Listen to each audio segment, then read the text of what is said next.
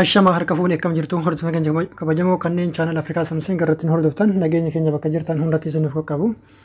Tole egaa hordoftoota keenya jechuudha turtii yeroo dheeraa booda walitti deebinee jirra. Barnoota keenya kanarraa keessatti akkaataa dhagaa keessan itti orijinaalummaa dhagaa keessan itti tursiifachuu dandeettan yookaan immoo itti ibsachuu dandeettan waan tokko tokko wajjin ilaalaa jechuudha.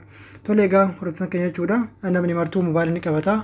Mobaayila kan qabatu mobaayila immoo dhagaa yookiin immoo baatii dhagaa baatii san malee isiniif hin dalagu. Kanaaf jechuudha dhagaa baatii isa orijinaala jechuudha.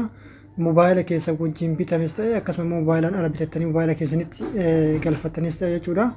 Akkamitti akkasiin sababa maaliif yoo isin gootan isin jalaa forjii ta'e daddaffiidhaan ariitiidhaan isin jalaa baduu danda'a kan jedhu ilaalaa jechuudha. Tole egaa hordoftoota keenya jechuudha duratti jechuudha warroonni gama chaanal Afrikaa Samsiing haala dhuftan chaanal Afrikaa Samsiing akka subscribe gootan isin gaafanna. Akkasuma viidiyoo keenya kan daawwattan like share gochuudhaan hiriyoottan keessan biraan nuuf gaasin jenna. Tole egaa hordoftoota keenya jechuudha dhagaan baatirii yookiin immoo dhagaan bilbila keessan jechuudha yogguu isin fayyadamtan jechuudha daddafee dhumachuu kan danda'u yookiin immoo gara foorjiitti dhagaan orijinaala ture gara foorjiitti daddafee ariitiidhaan kan jijjiiramuu danda'u bilbila keessan yeroo fayyadamtan isa jalqabaa chaarjaa yeroo bitattan jechuudha chaarjaa orijinaala bilbila sanii wal madaalu ta'uu qaba yookaan immoo bilbila dhagaa keessan san isiniif guutu ta'uu qaba jechuudha. Bilbilli tokko tokko irra keettanii dhagaan keessan sun ofii chaarjaa fudhataa mallattoo fudhachuu ni agarsiisa garuu ammoo dafee hin guutu jechuudha. Kun ammoo bilbila keessan dhagaa bilbila keessanii san akka inni dadhabu taasisaa jechuudha. Inni biraas ammoo jechuudha bilbila keessan chaarjaa irra keettanii yoo fayyadamtan osoo bilbilli keessan sun hin guutin yeroo fayyadamtan jechuudha chaarjaa irratti jechuudha ibiddarra keettanii yookiin ammoo ifaa irra keettanii yogguu fayyadamtan bilbilli keessan dhagaan bilbila keessanii sun ni dadhabaa jechuudha.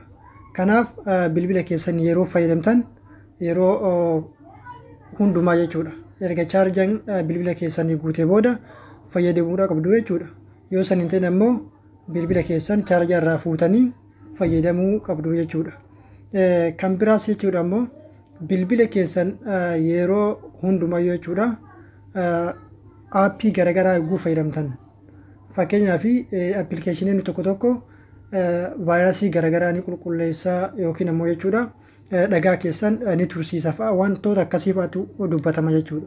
Garuu ammoo sirriidha vaayirasii bilbila keessan irraa ni qulqulleessaa garuu ammoo orijinaalummaa dhagaa keessanii san kan inni isin tursiisuu danda'u miti jechuudha.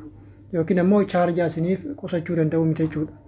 Maaliifi mataan isaatu aappiidha garuu ammoo vaayirasii garaagaraa jechuudha bilbila keessan kan inni tiraak bilbila keessan isinirraa godhu isiniif qulqulleessa malee waan inni dhagaa keessan jechuudha akka inni orijinaalummaan turu yookiin ammoo haara yoomee taa'u isiniif taasisu hin jiru jechuudha. Kanaaf yeroo bilbila keessan fayyadamtan kamuu of eeggannoodhaan wantoota garaagaraa yeroo chaarjarra keessan akka haala gaariidhaan haala qulqullina qabuun bilbila keessan ammoo akkasuma guuttanii fayyadamuudha qabdu jechuudha. Inni xumurratti isintti immoo barbaadu ammoo jechuudha bilbila keessan yogguu guutan fakkeenyaaf bilbilli tokko tokko chaarjarra keessanii erga chaarjarra keessanii booda jechuudha yeroo hundumaa yeroo wal fakkaataa deddeebitanii parsantii 50 yoo inni ga'e parsantii 50 yookiin ammoo parsantii 30 wantoota akkasii fakkaataa akkasitti yeroo hedduudhaan fakkeenyaaf parsantii 30tti yeroo hedduu deddeebiidhaan parsantii 30 yogguu inni ol guute irraa fuudhuu yoo baay'iftan yogguu isin bilbila keessan ifarra deebiftanii parsantii 30 san qabu jechuudha. Parsantii 30 san bira ol taruudhaaf parsantii 30 san irratti ni turaa jechuudha. Ni dhaabbataa jechuudha. Achirratti dhaabbatee takkaa ture sa'aatii isinirraa erga fudhatee booda guutaa jechuudha. Rakkinni kana fiduu danda'u bilbila keessan osoo inni hin guutin yookiin ammoo yeroo hunda amala garaagaraa akka waan amala taasiftanii bakka sanitti chaarjaa irraa fuudhuudha jechuudha. Kanaaf wantoota garaagaraa bilbila keessan yogguu bitattanii haara bitattan bilbila keessan qulqullinaan fayyadamuuf dhagaan keessan akka bilbila keessan wajjin isiniif turu taasisuudhaaf haalota garaagaraa jechuudha maloota garaagaraatiin fayyadamuudhaan dhagaa keessan baatirii dhagaa keessan jechuudha akka inni isiniif qusatu yookiin ammoo orijinaalummaan dhagaa keessanii akka isiniif turu taasisuu ni dandeessu jechuudha. Tole egaa hordoftoota keenya jechuudha dhaamsi keenya kanarraaf qabannee dhufne kana fakkaata hanga dhaamsa biraatiin yookaan immoo barnoota biraatiin deebinee ol geenyutti nagaan nuuf tura.